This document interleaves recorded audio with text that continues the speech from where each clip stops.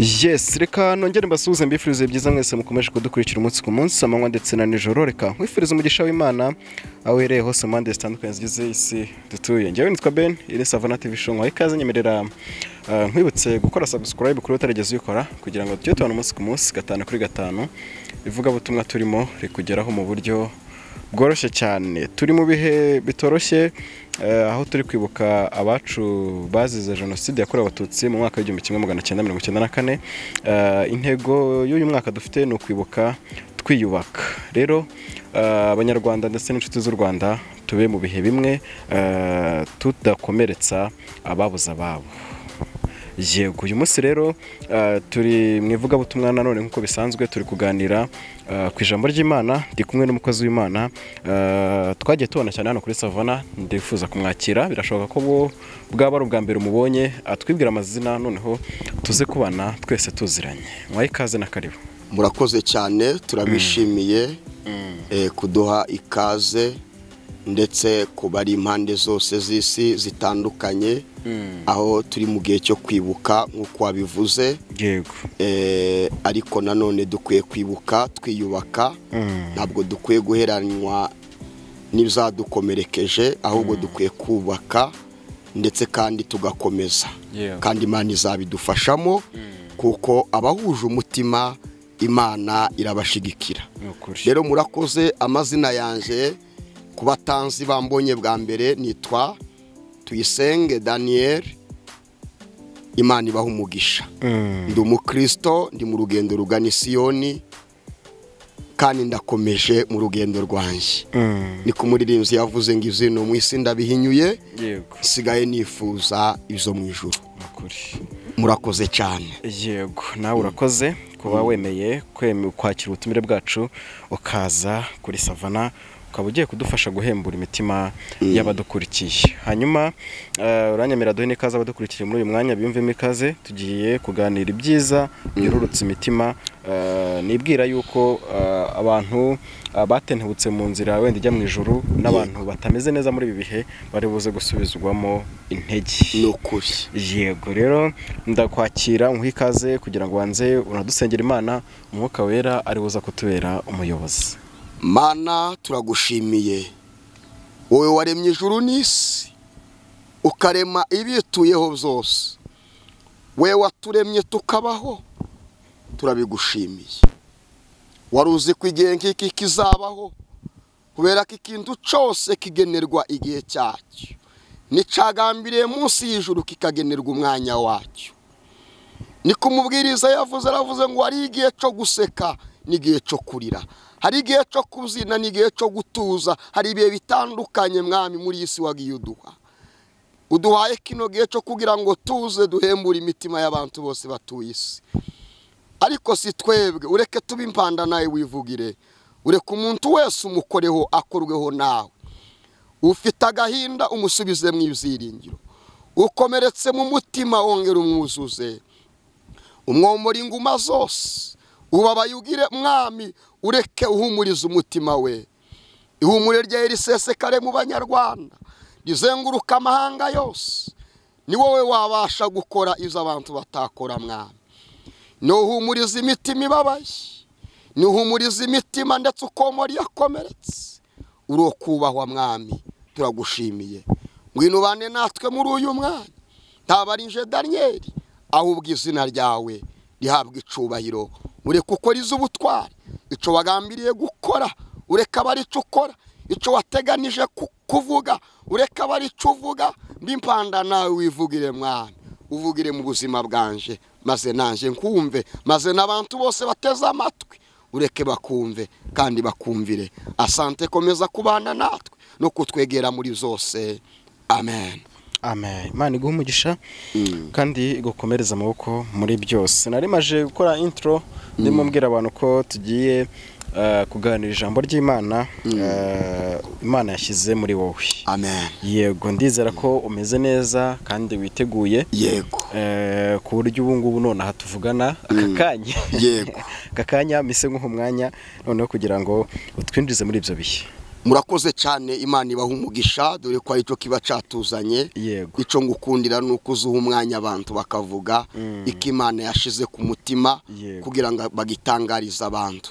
Rero Imana ibaha umugisha, ndabaramukije abari impande zitandukanye, abanyarwanda muri rusange, bene wacu, Imana ibaha umugisha kandi Imana ikomeze ibambika imbaraga, ndetse ndabasengera kugira ngo mukomere, mwambara imbaraga, mwuzuzwe n'Imana bundi bushya. Ijambo ry'Imana riromora, ijambo ry'Imana ritanga amahoro, rigatanga ubuzima, ijambo ry'Imana ritanga ikerekezo ku batagifite. Rero mukomere mushikame, ndabaramukije abari impande zitandukanye, ndasuhuza uruziruko, ndasuhuza abakuze n'abakiri batoya, ingeri zose ndabasuhuje. Namwe muri mu mahanga ndetse mwifatikanije natwe mwabino bihe turimo, mw'iyi tariki yagenwe ndetse Imana yaduhaye kugira ngo itubere urwibutso, twibuke n'itariki y'amateka akomeye. Ndumva benshi babikurikirana bitandukanye, ariko niko kuri. Rero Imana ikomeze ibakomeze kandi ibambika imbaraga, niyo kwizerwa. Ndagira ngo dusome ijambo ry'Imana nahawe n'Imana, n'ijambo ry'Imana mu mubwiriza, igice cyaho ni icya 9, uhere ku murongo waho wa mbere. Twumve icyo ijambo ry'Imana rivuga. Yego, nanjye ndizera ko ngiye kugabana. Yego. Mubwiriza igice cya 9 umurongo waho wa mbere, titiri ravuga ngo ababi n'abeza bagirirwa kumwe. Yego. Niko titiri ivuga. Soma, reba mu bice bitatu, mwihangane. Yego. Ibice bitatu umurongo wa mbere. Ibice byaho bitatu.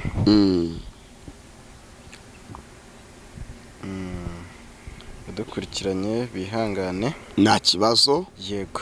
Ibice bitatu umurongo waho wa mbere, titiri yaho iravuga ngo Imana igenera ikintu cyose igihe cyacyo. Imana igenera ikintu cyose igihe cyacyo. Yego. Imana ipanga gahunda ku buzima bwacu, ndetse Imana yaduteguriye ibitandukanye mu gihe cya nyacyo.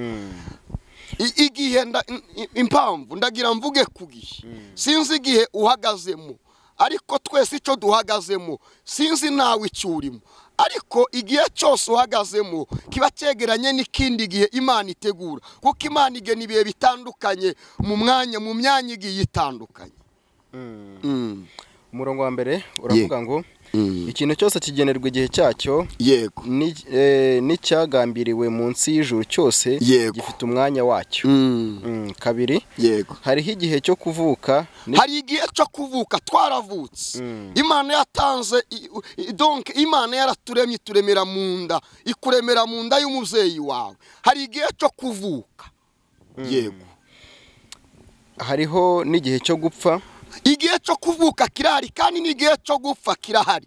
Donc nubwo turi ariko tuzapfa, ariko turasabe. Yohana yaravuze ngo wahirwa abapfa bapfira mu mwami. Umwuka atiye baruhuka imiruho n'imihati ya hano mu isi. Ariko hari igihe cyo kuvuka n'igihe cyo gupfa. Izo bihe zose biregeranye. Urasabwa kugira ngo witware mu mwanya w'Imana. Donc wemere kuyoborwa n'Imana, wemere kugendera mu nzira Imana ikuyoboye, wemere kuyoboka Imana, wemere kubaha Uwiteka Imana, wemere kwitondera amategeko y'Imana, we kwiyandurisha izo kurya z'ibwami, we kwiyanduza mwene data, kubera ko hari igihe cyo kuvuka hakaza ikindi gihe cyo gupfa. Hari umuntu wavuze ngo aha turi hari abandi, kandi natwe tuzahava haja abandi. Wigifite agaciro n'amateka meza tuhagirira. Urasabwa kwitwara neza, kubera ko isi igihe kizagira tuzayivamo. Ntabwo hano ari iwacu, gakondo yacu iri mu ijuru ku Mana Data. Turacyari kuri kabiri. Yego. Igihe cyo gutera n'igihe cyo kurandura ibikuri. Hari igihe cyo gutera n'igihe cyo kurandura ibikuri. Yego. Igihe cyo kwica n'igihe cyo gukiza. Igihe cyo kwica n'igihe cyo gukiza. Iki ni igihe Imana ikwiye gukiza abantu. uyu ni umwaka Imana igomba gukirizamwo abantu, uyu ni umwaka Imana igomba gutanga ihumure mu bantu, uyu ni umwaka Imana ihamagarira abantu kugira ngo bayegere, ni umwaka Imana iri guhamagara abantu kugira ngo baze mu mwanya wayo, bakiranuke, abantu begera Imana, basogereye Mungu, baze ku Mana, bakiranuke, bera imbuto zikwiye abihanye, kubera ko iki ni igihe Imana igiye gukiza abantu mu gihe gikakaye. Mu mwanya abantu biteze ko ukomeye, ariko Imana igiye gukiza abantu. Mu gihe abantu babona ko kigoye, ariko Imana yiteguye gukiza abantu. Ni igihe cyo gukiza mwene data. Ndagira ngo ube mu mwanya w'Imana, Imana igushakamo. Yego. Turacyari hano kuri gatatu. Yego. Igihe cyo gusenya n'igihe cyo kubaka. Igihe cyo gusenya n'igihe cyo kubaka. Hari izasenyutse mu gihe cyatambutse, ariko banyarwanda bene data turi mu gihe cyo kubaka. Iki ni igihe tukwiye kubaka kugira ngo izasenye imitima yari yarasenyutse yongere yubakike. Ntabwo ari igihe cyo kwegera ibidusenya, ahubwo ni igihe cyo kubaka mu izina rya Yesu. Ni igihe cy'uko n'umwana mutoya yubaka, ni igihe cy'uko n'umuntu ukuze yubaka, ni igihe cyo kubaka, ntabwo ari igihe cyo gusenya. Icyakora hari abantu bifu gusenya ni ikintu gikomeye cyane, gusenya ni kubi, ariko iki ni igihe Imana ikeneye ko umuntu wese ahaguruka tukubaka. Ni igihe kigeze kugira ngo uruziruko twubake, igihe kirageze kugira ngo abakuze n'abakiri batoya kugira ngo twubake. Ni igihe cyo kubaka, ntabwo ari igihe cyo gusenya. Bene data, abari impande zitandukanye z'isi, abari mu mahanga, abari i Rwanda, iki ni igihe cyo kubaka, ntabwo ari igihe cyo gusenya. Kuko ijambo ryavuze ngo iki ni igihe cyo gukiza. Menya igihe tugezemo mwene data. Reka kugendera muri kirabaye, reka kugenda nk'utagira ubwenge, reka kugenda nk'utabona inzira, reka kugenda nk'utareba, kubera ko igihe tugezemo ni igihe cyo kubaka, ntabwo ari igihe cyo gusenya. Igihe cyo gusenya cyaratambutse, igihe noneho tugezemo ni igihe cyo kubaka. Nolazala metakostifolia Gelando stikando pela fosa ega tatote kostifo eliwanda kosta. Ni igihe cyo kwibagiza izadusenye, ahubwo tukubaka mu izina rya Yesu. Jambo ryaravuze ngo nitugira umwete, nitugira ishaka ryo gukora neza, ntawe uzatugirira nabi. Yazibwira Kayini amaze gusenya, amaze kugirira nabi muri umuna wiwe Abeli, Imana iramubwira ngo kuki ugize gutya. Imana imuha igihano. Umuntu wese usenya Imana imuha igihano, ariko umuntu wubaka Imana iramushigikira. Yaravuze ngo iramubwira ati yewe Kayini, niki kiguteye umubabaro, niki gitumye ugira agahinda? Niwagira umwete wo gukora neza, ntawe uzakugirira nabi. Icyo gihe Imana ihana Kayini kubera iki? Kayini yagize ishaka ryo kugira nabi, Kayini agira ishaka ryo gusenya, ariko Abeli yari afite ishaka ryo kubaka. Ndagira ngo tugire amashaka yo kubaka bene data. Imana yamibwira Kayini ati Kayini, icyo ukoze ni ikizira, nzaguhana. Iki ni igihe cyo kubaka bene data, ntabwo ari igihe cyo gusenya. Ariko usenya wese azahanwa, usenya wese azahanwa n'ijuru. Imana reka komeza usome tugendane neza. Iki ni igihe cyo kubaka. Ngo hari igihe cyo kubaka, ngo ni igihe cyo gusenya. Igihe cyo gusenya cyaratambutse. Hari izasenya umutima wawe, hari izabomoye umutima wawe, ariko ndagira ngo ukomere mu izina rya Yesu. Wumve ko ukwiye kubaka mu mbaraga z'Imana, wumve ko ukwiye kubaka. Izasenyutse zarasenyutse, tugiye kubaka ibishya bifite ubwiza kurusha izasenyutse. Imana kandi izadushigikira nitwagira ishaka ryo gukora neza. Ntawe uzatugirira nabi, nta mahanga azatugirira nabi, nta bari kure bazatugirira nabi. Turasabwa kugira ishaka gusa mu mitima yacu ryo gukora neza. Urasabwa kugira ishaka, niko ijambo ry'Imana rivuze. Salomo abona abantu bafite ishaka ryo gusenya, abona abantu bari impande bamugose bafite ishaka ryo gusenya, lakini akatangaza maneno haya. Arangije atangaza aya magambo, aravuga ngo si igihe cyo gusenya, ni igihe cyo kubaka. Ndagira ngo umutima wawe wongere ukomere, ni igihe cyo kubaka tuyobowe n'Imana. Umutima wawe ukomere mwene data, ni igihe cyo kubaka tuyobowe n'Imana, ntabwo ari igihe cyo gusenya. Haiko wakati wa kubomoa, ni wakati wa kujenga, ni igihe cyo kubaka kandi Imana izabana natwe. Nehemiya we ngo agira agahinda. Umugabo witwa Nehemiya ndamukunda cyane. Yagize agahinda k'iwabo hari harasenyutse. Iwabo hari harasenyutse, harabaye amatongo, agira agahinda. Amateka yacu ni maremare.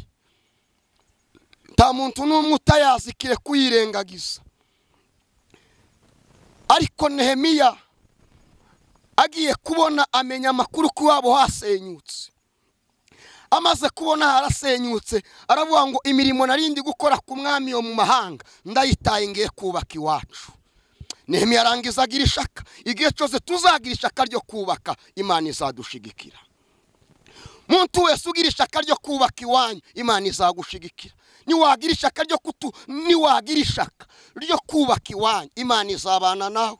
Ariko nutagira ishaka ukarwanya bene wanyu, ukamera nka Tobiya na Geshemu, ukamera nka Tobiya na Geshemu bashatse kurwanya Nehemiya ku gitekerezo kiza yarazanye cyo kubaka iwabo hari harasenyutse kugira ngo hongere hahinduke heza, hongere hamere neza imitima y'abantu, yongere igubwe neza. Ariko Tobiya na Geshemu batangira kumurwanya. Ariko Imana imarira abahana. Igihe cyose utazagira ishaka nawe kuko Nehemiya yarigize, nukuri hakika ya Mungu Imana izaguhana. Bene data bari impande zitandukanye, mwe guheranwa n'izadusenye, ahubwo mureke twubake kuko ni igihe cyo kubaka. Twongere dusane inkike zasenyutse, twongere tuzisane kandi zikomere, zigira ubwiza bukomeye, zimere neza, kuko ijambo ryavuze ngo ntabwo ari igihe cyo gusenya, ahubwo ni igihe cyo kubaka mu izina rya Yesu.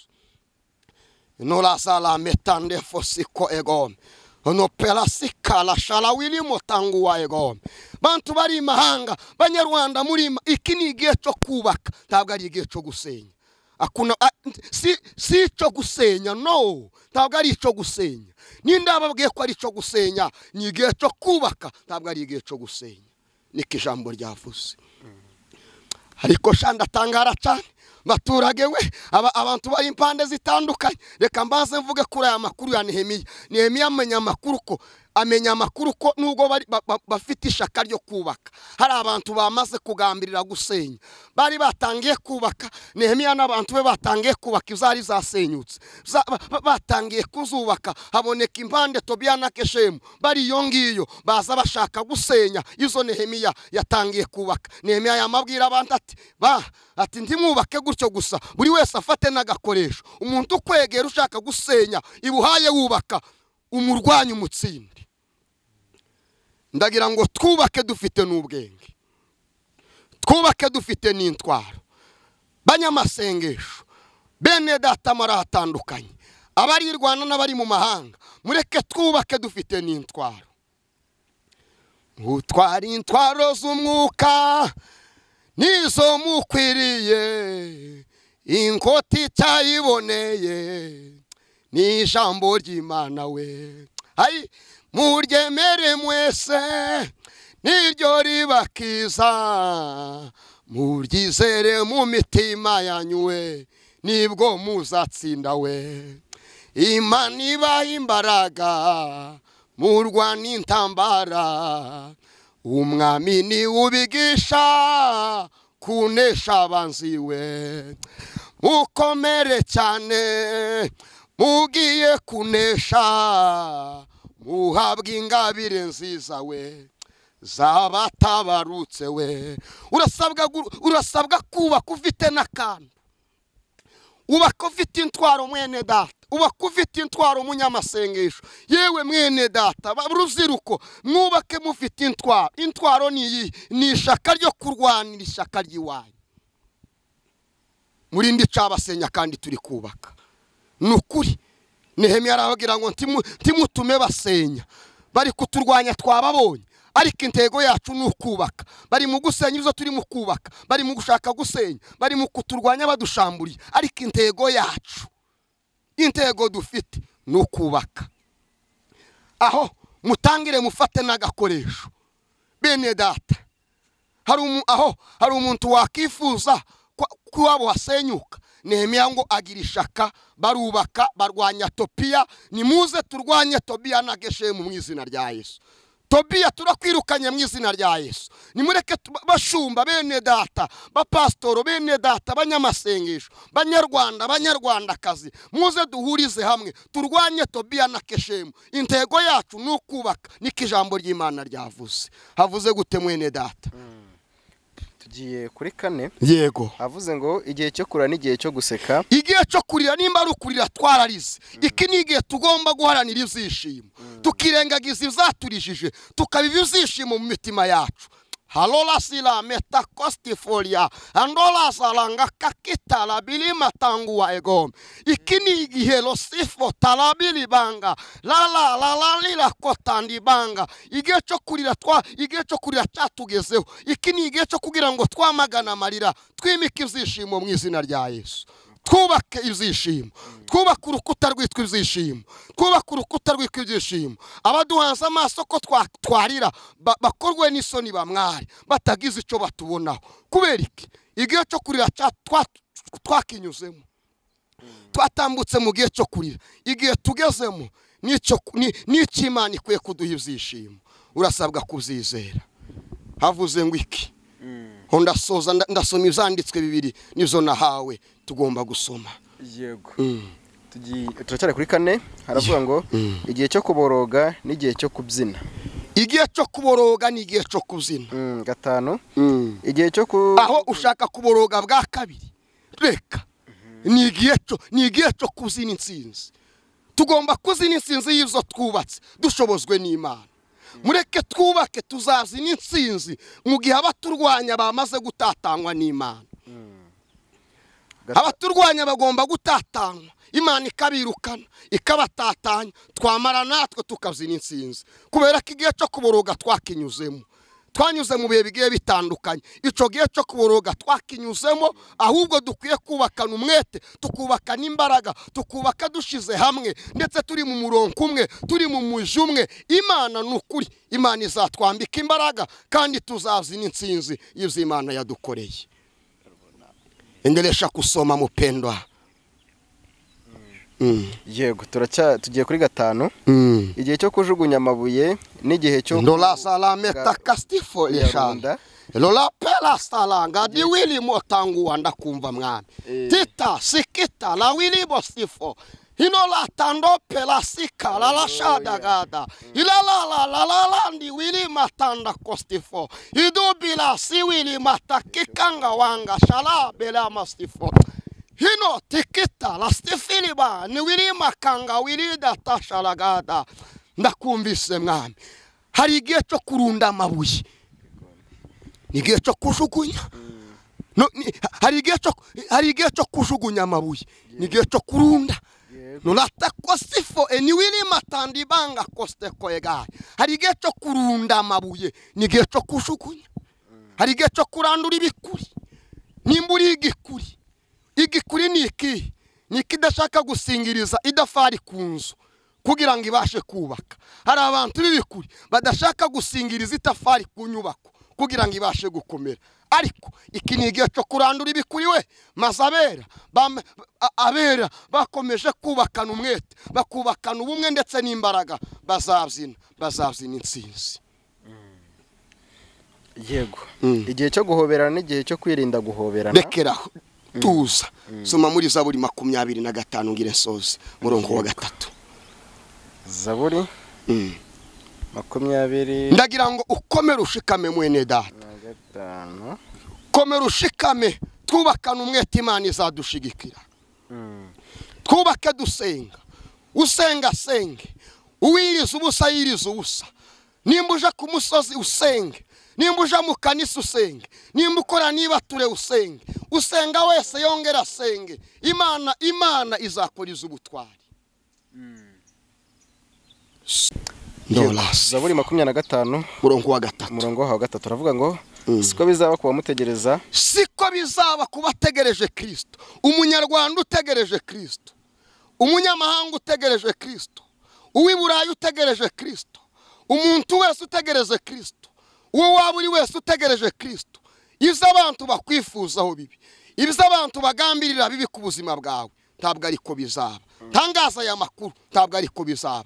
Icyo usabwa ni ukuguma mu Mana gusa. Ndagira ngo ukomere, siko bizaba, siko bizamera.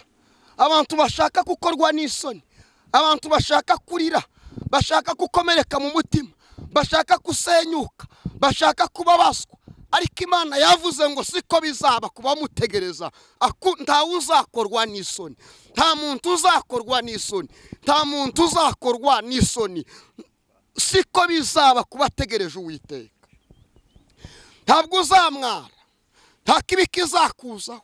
Nimba uzi ko Uwiteka ari we mucunguzi wawe, nimba uzi ko Uwiteka ari we mwami wawe, nimba waritondeye amategeko y'Uwiteka, nimba waragendeye mu nzira z'Uwiteka zitunganye, nimba utarabangikanye Uwiteka Imana ngo umubangikanye n'ibyaha, nimba utarashumbanye ibyaha, nimba utarasenganye ibizira, nimba utarakoze ibyangwa n'Uwiteka Imana, halolaza lometa kostifo egaye, tangaza no makuru ndabikomeye bizegera ihema ryawe,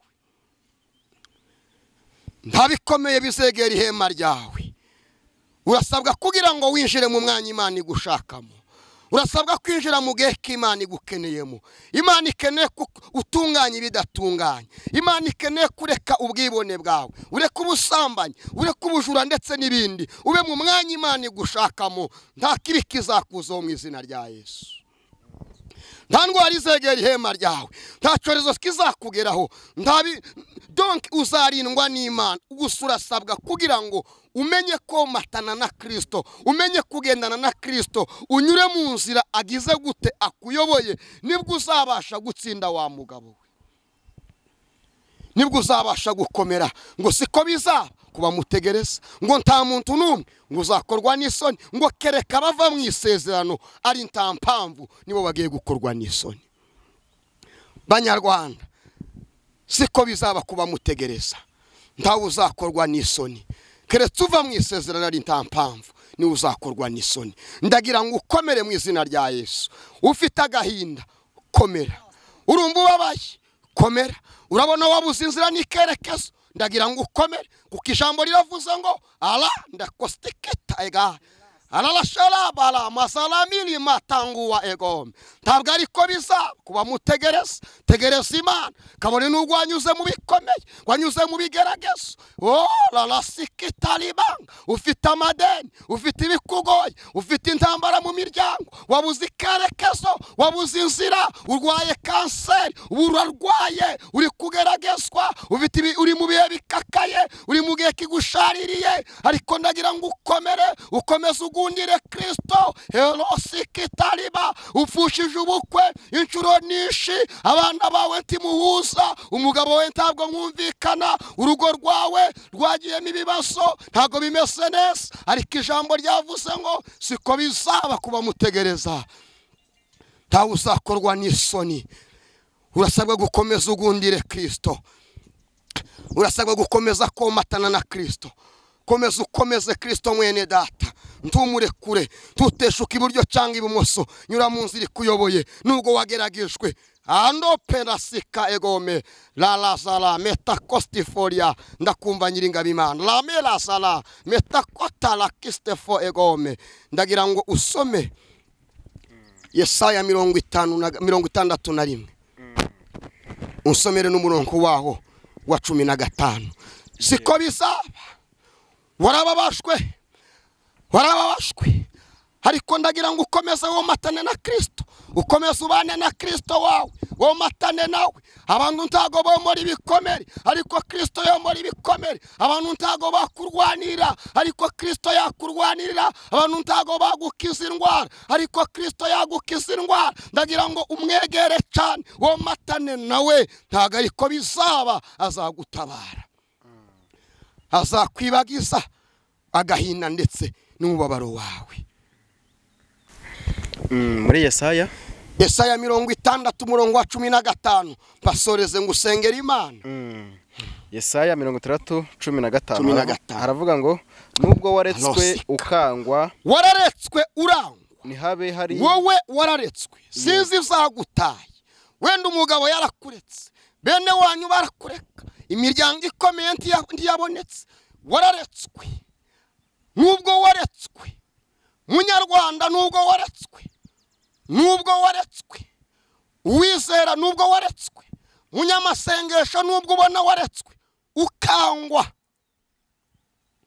impande zose ukangwa ntiyabe hari ukikunyuraho nzakurutisha ahandi siko wavuze nubwo waretswe ukangwa ntiyabe hari ukikunyuraho nzakurutisha ahandi nguhu ubwiza buhoraho n'ibyishimo kandi nzaguha ibyishimo by'ibihe byinshi urekera aho ngaho urasabwa kwegera Imana urasabwa gutunganya ibidatunganye urasabwa kuva mu busambanyi urasabwa kureka kuja mu bidatunganye rekura izakubasa rekura ubohoke rekura izabasa umutima wawe wige kubabarira ibihe zose wige kubana n'Imana ibihe zose ugira umutima w'ubumuntu muri wowe ugira umutima wo gukiranukira Imana nizo wararetswe urasuzugurwa ntawakunyuseho ntawakugiriye impuhwe ntawakugiriye neza ariko Uwiteka aravuze ngo nuba muri umwanya w'Uwiteka ukaba mu mwanya Uwiteka gushakamo Imana data yakuremye izakurutisha ahandi ngo kandi izaguha n'ubwiza bw'ibihe byinshi Imana izagukomeza mwene data talastikala balashalagada no pelasti foliansema lalandiko talashaigada ngiye gusenga Imana wararetswe mwene data ariko Uwiteka aje kukurengera sinzi zagutaye ariko wararetswe ufite agahinda wararetswe uburwayi abari bwo bugusatira wararetswe amadeni abari yagusanga wararetswe ibigeragezo abarizo bigusanga ariko Uwiteka avuganye nawe ngo nuba mu mwanya w'Uwiteka ukomatana na Kristo ukirinda icyaha n'igisa nacyo ukamenya kwihana no kureka ibyaha nzakurutisha ahandi ngo kandi nzaguha n'ubwiza bw'ibihe byinshi nzaguha ibyishimo by'ibihe bihoraho ariko urasabwa kugira ngo womatane nande na Kristo aba ari we wiringira nawe azakugirira neza. Imana ishimwe cyane. Reka dusenga Imana. Ndagira ngo ngusengere Imana. Zabe nka Yakobo ndotizo mu ijuru nkomeze nkwegere Mana yanje we. Zabe nka Yakobo ndotizo mu ijuru nkomeze nkwegere Mana yanje. Wakinguye ijuru Mana yanje. Urwego ruriho rutugezayo we. Mugenzi komera yusabite kuti tuje tugumana Mana yanje we. Munyarwanda we. Mugenzi komera yusabite kuti tuje tugumana Mana yanje we. Ayi mugenzi komera yusabite kuti tuje tugumana Mana yanje we.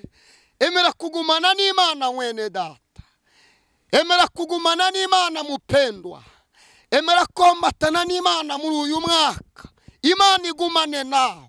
Imana ibane nawe. Aho uri hose Imana ibane nawe. Ubwiza bw'Imana burabagirane ku buzima bwawe. Amahoro Kristo atanga mu mutima wawe. Ibyishimo Kristo atanga bibe muri wowe ibihe byose. Nubwo waretswe ukangwa ntihabe hari ukikunyuraho ariko Uwiteka nzaza kandi ngo nzakurutisha ahandi nguhe n'ubwiza n'ibyishimo by'ibihe byinshi. Ariko komera ukomeze womatane na Kristo azakugirira neza. Mana mu izina rya Yesu Kristo urashoboye uri umunyembaraga.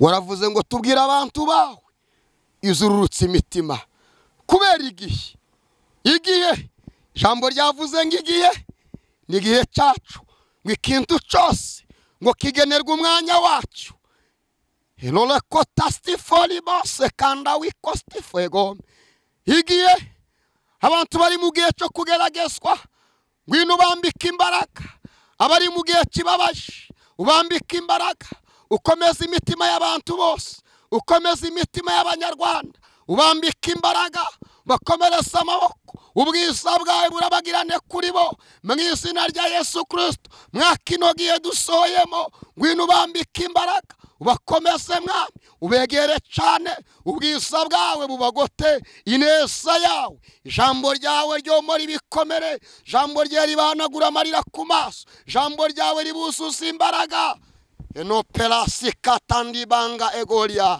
lopera wilimo kosti karishada ngwino ubegere cyane impande zose ubagote nyiringa bimana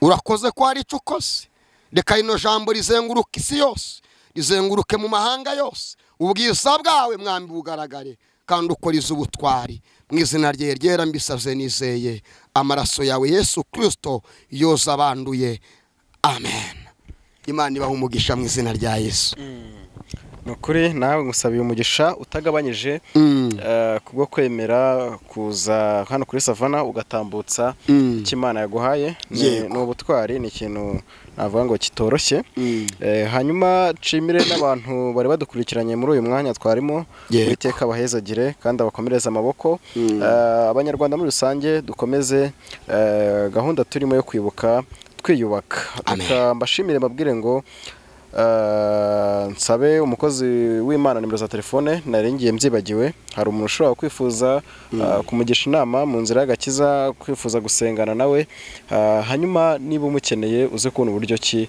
wamuhamagara murakoze cyane kubaha nimero ntibitera ikirungurira ni 0788 72 91 46 kansubire nyivuge ni 0788 72 91 46 Imana ibaha umugisha kandi turabakunda cyane mukomere tuora tubasengera uko bwije nuko bukeye Uwiteka azaza ntazatinda umurinzi aravuze ngo azaza ntazatinda ngo nkuko yabisezeranye natwe ngo icampa akaza adatinze ijambo riravuga ngo kandi muhore mwiteguye ngo amatabaza yanyu ahore yaka ngo mumere nk'abantu bategereje umukwe Imana ibaha umugisha mu izina rya Yesu amen naho uta rero ciao amen